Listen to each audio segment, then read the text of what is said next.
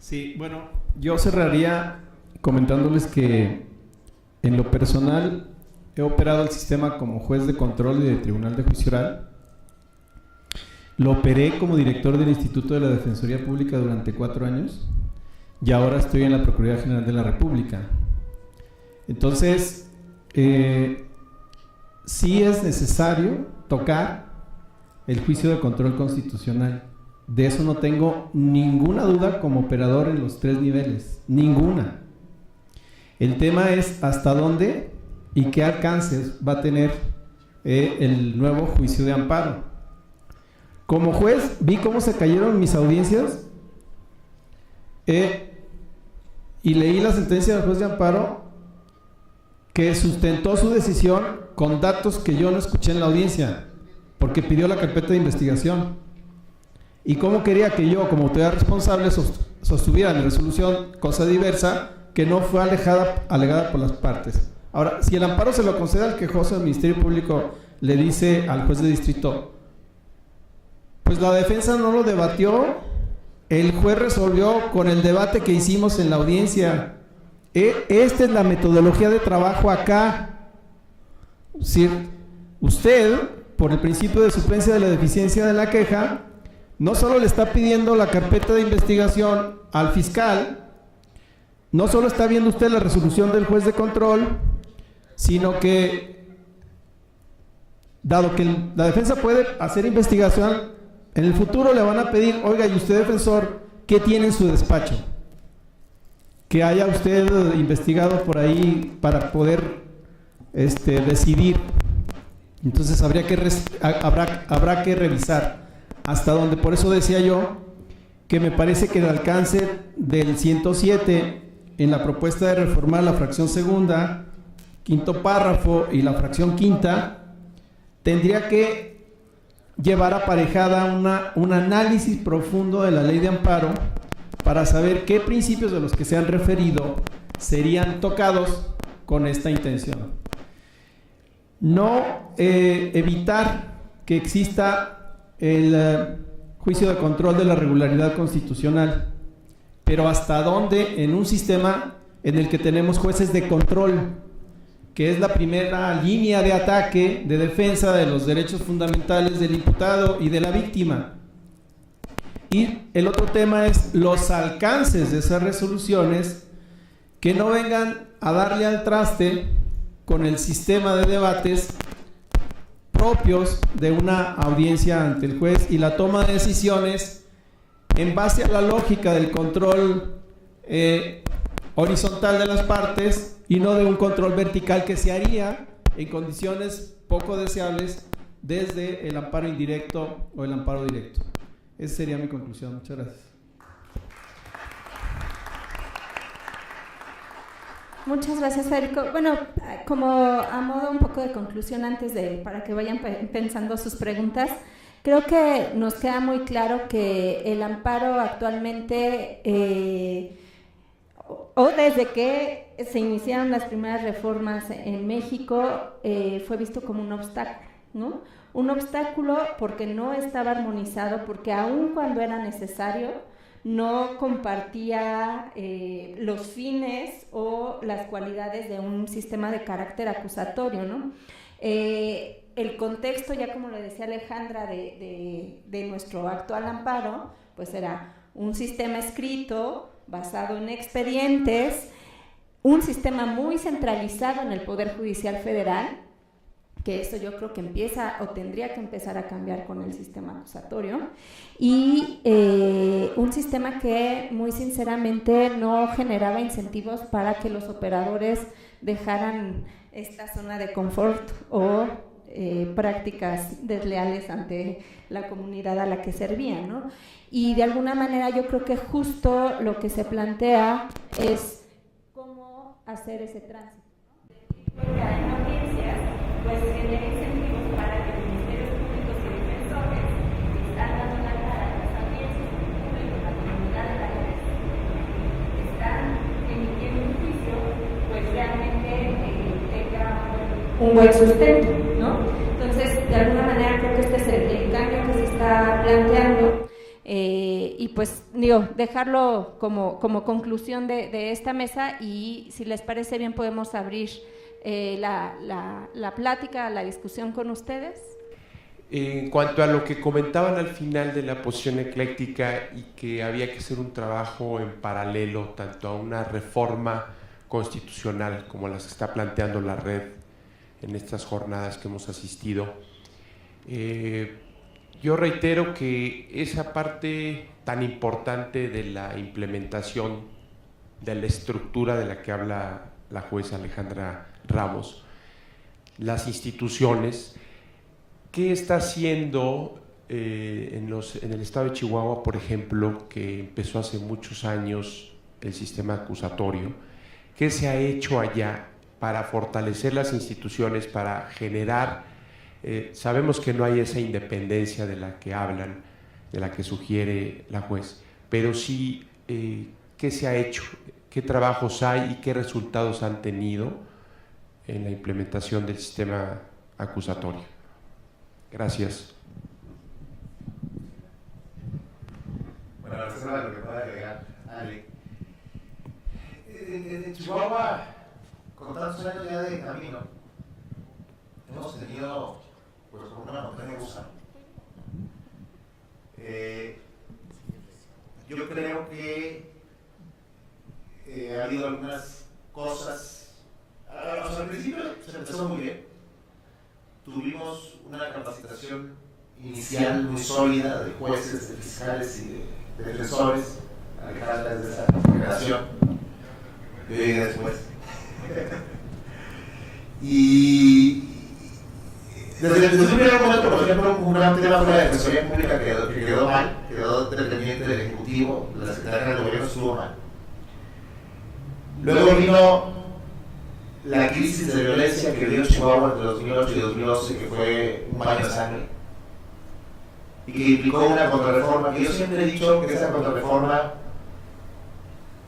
en realidad acabó siendo una necesidad, porque efectivamente estábamos en una zona de guerra y no había una respuesta jurídica adecuada para hacerse cargo de fenómenos que materialmente eran crimen organizado sin lugar a dudas.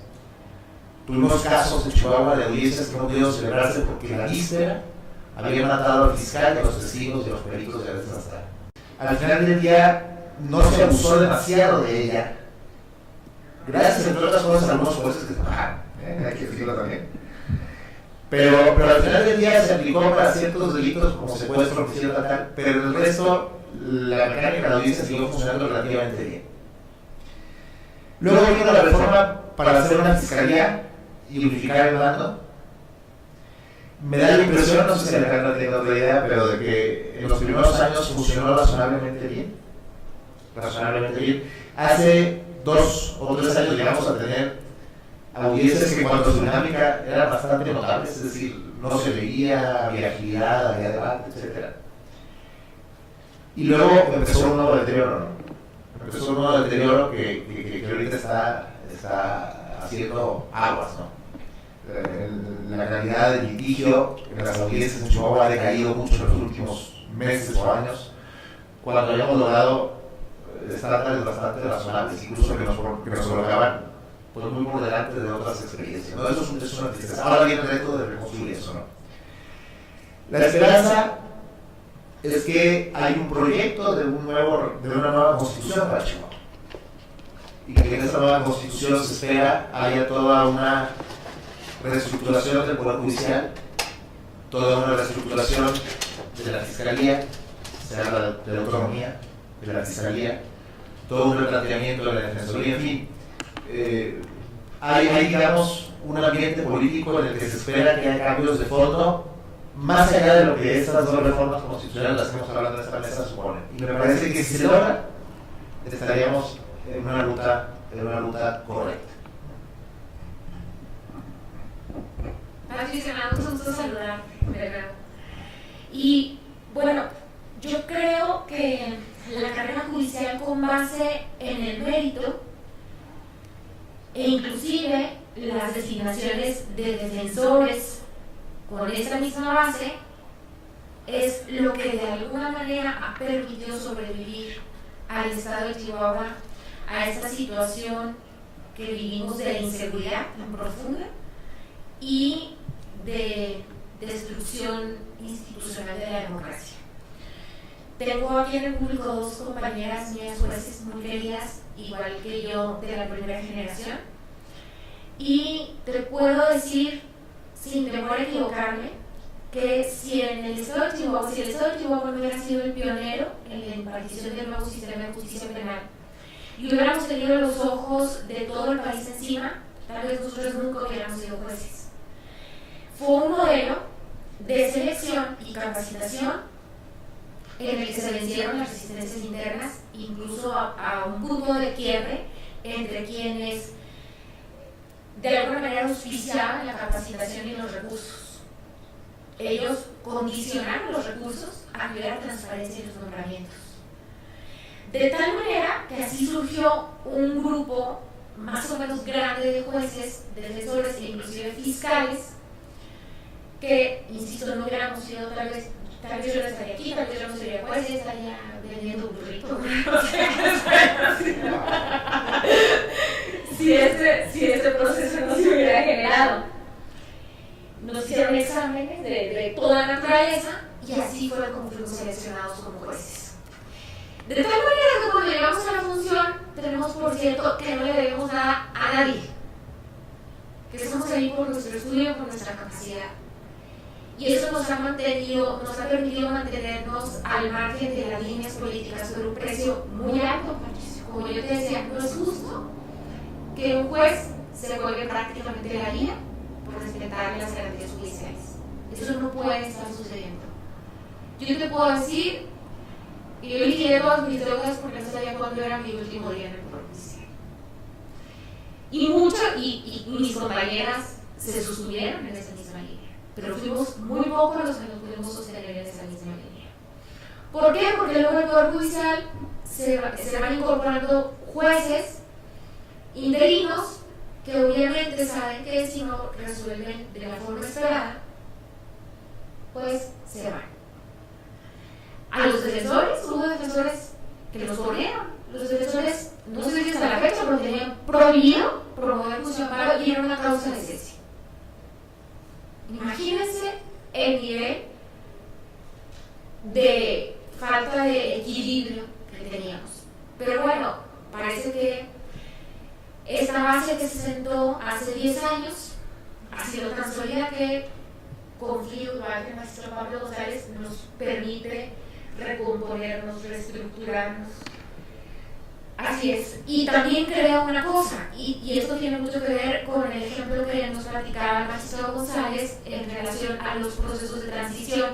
Yo lo voy a manejar de un punto de vista menos religioso y más desde el punto de vista criminológico. Michael Foucault, en la obra que seguramente todos conocemos, Vigilar y Castigar, describe cómo la transición del modelo en el que se buscaba el castigo corporal, la tortura, básicamente como la pena, al modelo en el que se busca revivir el espíritu, como lo dice él, tarda más o menos en consolidarse 50 años. Había estas regresiones y esto tiene que ver precisamente con los cambios generacionales. Creo que se ha sembrado un cambio fuerte en estas primeras generaciones de jueces, pero creo que el verdadero cambio va a estar en la generación que nos sucede. Y evidentemente aquí necesitamos hacer alianzas fuertes en pro de la independencia judicial, en pro de la independencia de la Fiscalía, primordialmente en pro de la independencia de la Fiscalía, que eso va a generar un efecto dominó positivo. No sé si con esto respondo tu pregunta.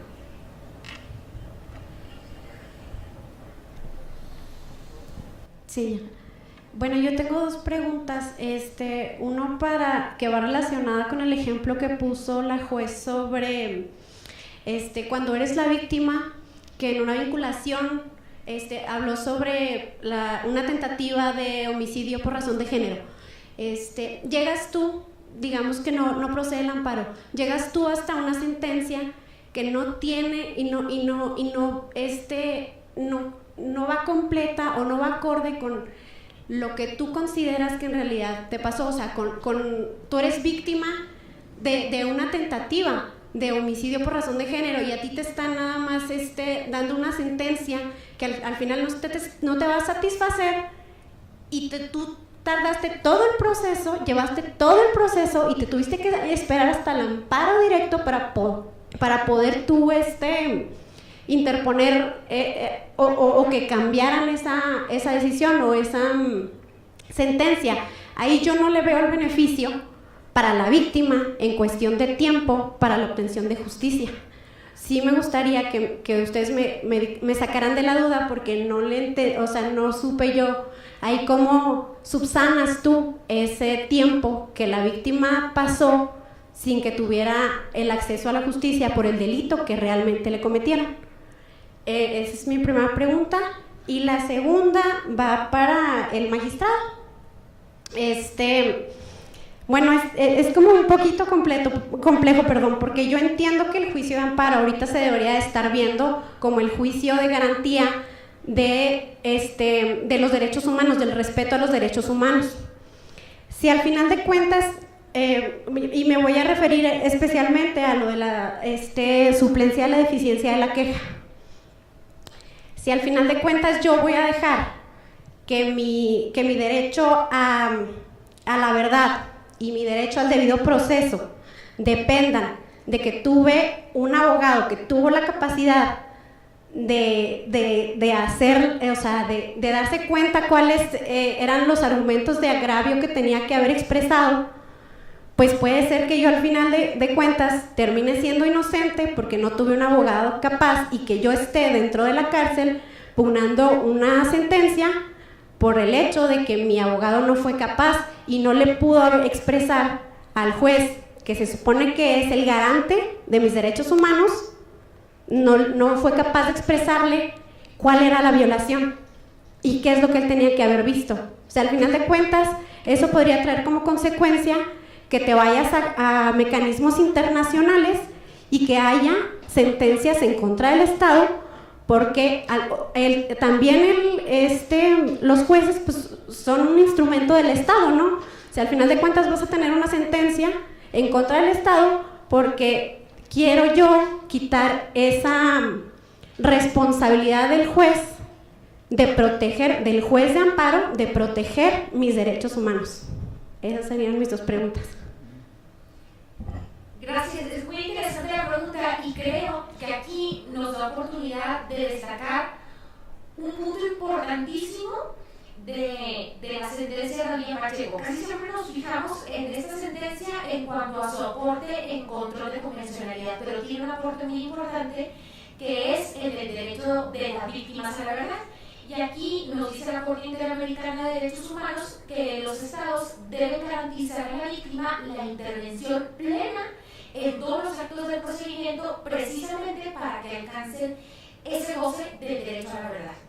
Y aquí tendríamos que esa institución de la vinculación al proceso rompería con la naturaleza acusatoria. Es el Ministerio Público quien decide cuál es el hecho que va a ser materia de investigación, eventualmente de la acusación y del juicio. Y cuando un juez resuelve la vinculación al proceso, circunscribe esa parte. De tal manera que si tú eliminas la vinculación al proceso, el Ministerio Público no va a correr el riesgo, ni la víctima, si complementó la formulación de imputación, que determinadas circunstancias se extraigan de la litis, van a quedar intocadas. Y aquí también es muy importante la capacitación, entendiendo cuál va a ser el alcance de la víctima en la formulación de imputación, porque se entiende el artículo 21 constitucional a través de una interpretación gramatical de la norma. El Ministerio Público es el titular del ejercicio de la acción penal y en ese sentido es el que formula la imputación y no puede ser rebasada. Pero sí, ya tenemos jurisprudencia interamericana que nos habla del derecho a la verdad de la víctima y en la plena intervención, entenderíamos entonces que la formulación de imputación debe necesariamente tomar en cuenta cuál es el hecho a criterio o de acuerdo a la evidencia de la víctima, directa o indirecta, de cuál es el hecho materia de la litis. Y en ese sentido, por eso no solamente es la modificación al 107, también es la modificación al artículo 19 para evitar una intromisión jurisdiccional que reduce la litis. Como complemento de lo que acaba de decir Alejandra, y también entiendo que en la primera pregunta, digamos, subyacía la idea, bueno, ¿y cómo voy a acceder a un remedio procesal cuando se cometen errores, ¿no? Que es parte de lo que planteaba Iker, y que por cierto yo nunca dije que todos los fractados eran mediocres, pero sí dije que lo que había que replantearse es qué clase de funcionarios tenemos, o sea, como perfil, yo siempre he sido muy escéptico de la idea de los recursos, y a pesar de que digo de ellos, pero es decir, desde el punto de vista epistemológico, uno puede entender que es verdad que cuando una misma cuestión es examinada por dos personas, hay menos probabilidad de error. Pero claro, para que esto funcione se requiere que entre las dos personas que realizan la cuestión haya, para empezar, una relación no jerárquica, sino horizontal de colegas, como cuando dos profesores de matemáticas realizan un cálculo, y que haya retroalimentación entre ellas, cosa que no ocurre en el recurso, porque en el recurso es vertical, no hay comunicación entre juez y magistrado, y por definición el magistrado siempre tiene la razón, ¿sí? Y creo que garantiza que el error se haya cometido en la primera instancia y no se corrija en la segunda. Y luego viene un argumento que a mí me encanta porque además es decir, me resulta así como halagador, ¿no? Es que en la segunda instancia están los mejores, ¿no? Bueno, pues entonces ahora los magistrados jueces olvídense del recurso, ¿no? Si los jueces de distrito son tan confiables como plantea Iker, pues no vamos siendo jueces de primera instancia los jueces de distrito y olvidémonos del amparo. ¿Sí? Entonces, yo creo, para no ser tan radical, que dos revisiones son razonables como regla general, es decir, que un recurso efectivo es suficiente, en principio, salvo excepciones. Por lo tanto, cuando ocurren problemas en la vinculación al proceso, pues hay una apelación. Y en esa apelación es mucho más rápida por los propios términos legales que el amparo, pues que se corrija, pero hay que corregirse. Pero no tenemos una dinámica de un juicio autónomo que además puede concluir con un amparo para efectos y que luego puede empezar con otro amparo, ¿no? Es decir, ese es el tema, ¿no? Y volvemos a lo mismo. Lo que tenemos que hacer es qué hacer para tener buenos jueces y buenos magistrados y buenos jueces de amparo. Y si lo tenemos así, por regla general solo hay un recurso ordinario y excepcionalmente cuando lo justifica la gravedad de la cuestión hay un amparo y el sistema funciona, qué bueno que sea, ojalá que así podamos estar algún día, ¿no? Ahora, la otra cuestión, el tema de la defensa. Yo estoy de acuerdo en que, y lo dije desde mi primera intervención, que una autoridad judicial no puede cerrar los ojos ante la evidencia de una violación de derechos fundamentales. Eso es inaceptable. Eso nunca lo he dicho, nunca lo diré. El tema es el cómo, no el qué, sino el cómo. Y el tema también tiene que ver con los roles de los distintos actores institucionales.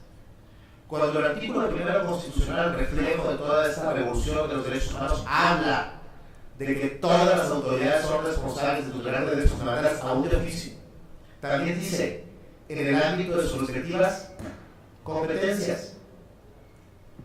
No podemos hacer de los jueces el único responsable del Estado de tutelar derechos fundamentales. Nos vamos a volver locos en los que ya lo estamos. No podemos ser esos jueces Hércules, aunque le pese a working. Tenemos que definir roles. ¿Por qué si el juez advierte que hubo un defecto en la defensa? Y ojo, lo que usted plantea no se corresponde con lo que yo dije, porque yo dije que defecto en el planteamiento de agravio no supone rechazo. Si el agravio está defectuosamente planteado, se suple, no hay ningún problema. Y además hay otra cosa, incluso los propios acusados. Yo tengo, entre secretario y juez tengo desde el 94. Entonces, algunos acusados han pasado procesos que han llegado a mis manos desde entonces. Y lo que siempre me queda claro es que no hay que ser abogado para encontrar nuestra injusticia. Es decir, en general los acusados saben cuando hay abusos en una sentencia. Y aunque no es de forma técnica, siempre se dan a entender. Oye, es que sí cometió el robo, pero esta pena muy alta. Si no me lo vuelven así, como 4 años. ¿Hay expresión de agravio? Por supuesto que sí.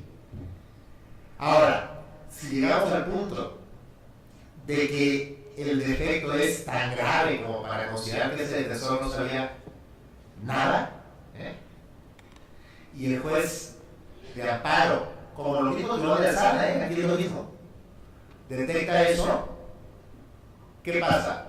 Bueno, pues una violación grave del derecho de defensa, eso trasciende el debido proceso, por lo tanto hay un derecho humano violado, sí.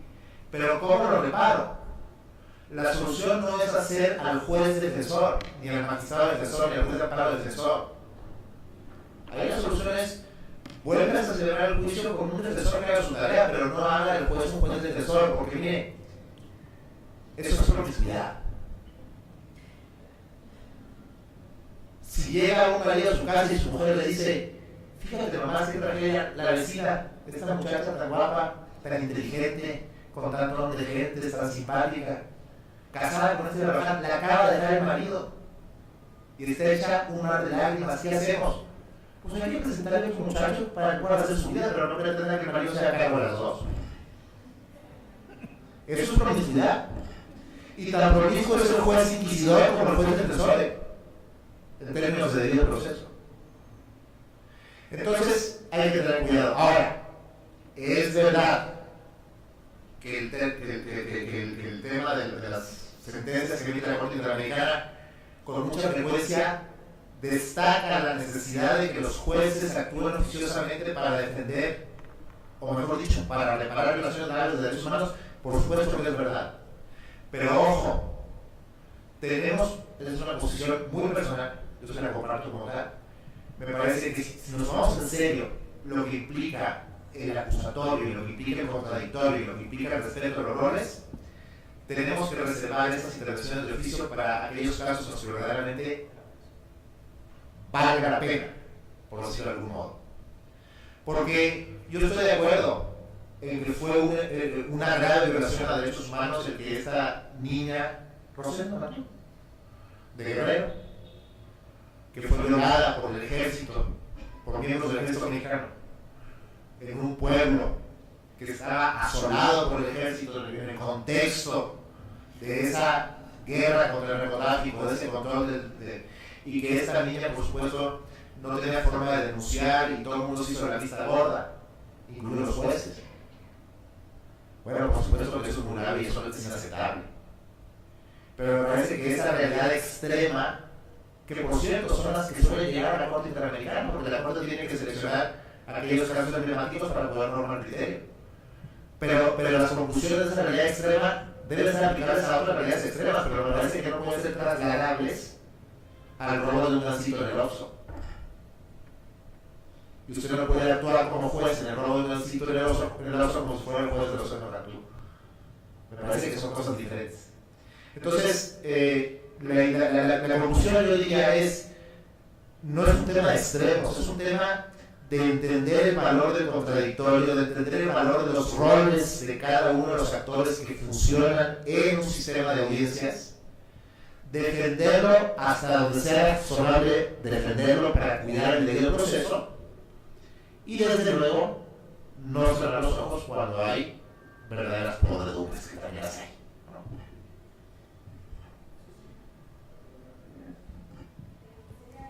La última pregunta. Bien. Bueno, sin duda me parece muy loable la propuesta de la red en el tema de amparos. Yo creo que coincidimos todos en que sí se debe modificar el amparo en materia penal, porque originalmente el amparo estaba hecho para un sistema inquisitivo y es obvio que se tiene que modificar para un sistema acusatorio. No obstante ello, y considerando lo que dice el magistrado de que hay que aspirar a leyes correctas, también es cierto que hay que considerar la realidad y el impacto, como dice el licenciado Dicker, en su aplicación de esas leyes correctas cuando tenemos instituciones imperfectas y básicamente el impacto a los ciudadanos, ¿no? Entonces me parece que el tema es los transitorios de la iniciativa y desde luego los recursos que se destinarían para que esas instituciones imperfectas puedan de manera rápida ajustarse a la aplicación de esas leyes correctas. De otra manera, pues efectivamente podemos provocar un caos más del que ya ahora tenemos, ¿no? Entonces, sugerencia sería revisar bien el tema de los transitorios. Me parece que no pueden ser, esta reforma no puede ser de aplicación inmediata, al menos en este tema. Tendría que haber una transitoriedad, tendría que haber expresamente en los transitorios recursos para la aplicación de esta reforma y en general de todas las modificaciones que se están planteando. Diría yo que es el momento tal vez para entrar al esquema de asignar porcentajes del presupuesto de cada uno de los órdenes de gobierno para, por ejemplo, el Poder Judicial, cosa que ya existe en muchos otros países, también para las fiscalías, sobre todo fiscalías autónomas, como decía la licenciada Alejandra Ramos, y recordar, ¿verdad?, que esto de la autonomía ya no es una cuestión de gusto ni de conveniencia política, puesto que todavía, desde el 2014, el artículo 116, fracción novena de la Constitución, ya establece como una de las características de la Procuración de Justicia de las entidades federativas la autonomía, y eso es lo que ha generado que al menos creo ahorita 8 estados ya tengan fiscalías autónomas, con sus asegúnes la autonomía, ¿no? Es obvio que nadie suelta una institución que, como sabemos, las procuradurías de alguna manera son el brazo ejecutor del poder, no la sueltan tan fácil, pero bueno, con ciertos parámetros hay autonomía. Entonces me parece que habría que preparar esa transición, ese cambio, no es tan sencillo. Y finalmente, tal vez tener su opinión respecto de, si bien es cierto, pues es entendible la reforma, hay alguna visión que podría implicar que esto está, digamos, restringiendo el acceso al juicio de amparo y que por lo tanto eso implica una violación al principio de progresividad del artículo 1 constitucional, y que esto nos podría generar que inclusive por la supremacía de la convencionalidad, pues el Poder Judicial de la Federación interprete la reforma a este 107, como ya hemos escuchado por ahí alguna vez, algún ministro dice que la Constitución dice lo que la Corte dice que dice. Entonces, en ese sentido habría que ser muy cuidadosos, muy prolijos inclusive en la exposición de motivos para que no hubiera esta contrarreforma vía la jurisprudencia, porque también no podemos ser cándidos, el Poder Judicial de la Federación tiene como corona el juicio de amparo, ¿no? Y en ese sentido no le va a gustar nadita que se restrinja la aplicación del juicio de amparo, que en realidad es casi en estos tiempos su factor de preponderancia en el país. Entonces yo simplemente lo pondría como sugerencia. Gracias.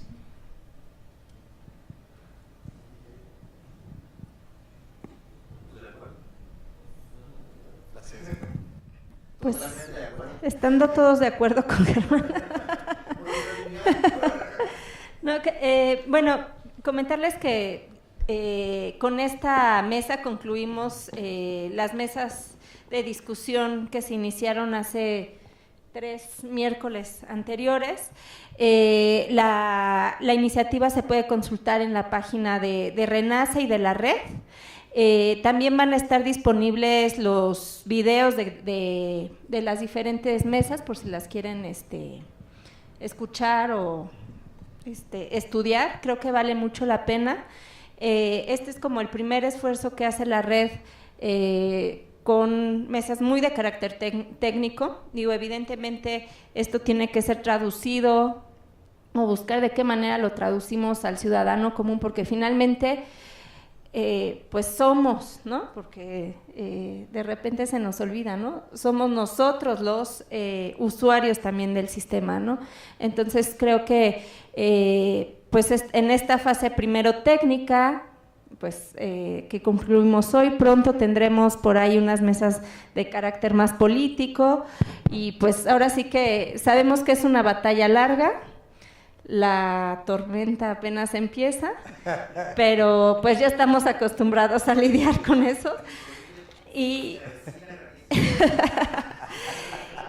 y esperemos que estudien la iniciativa y que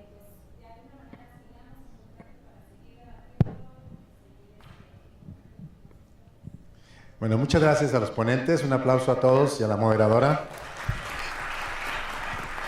Efectivamente, pueden consultar la iniciativa, seguramente ya la vieron en la página de la red y en la página de RENACE, ahí tienen acceso a la propuesta.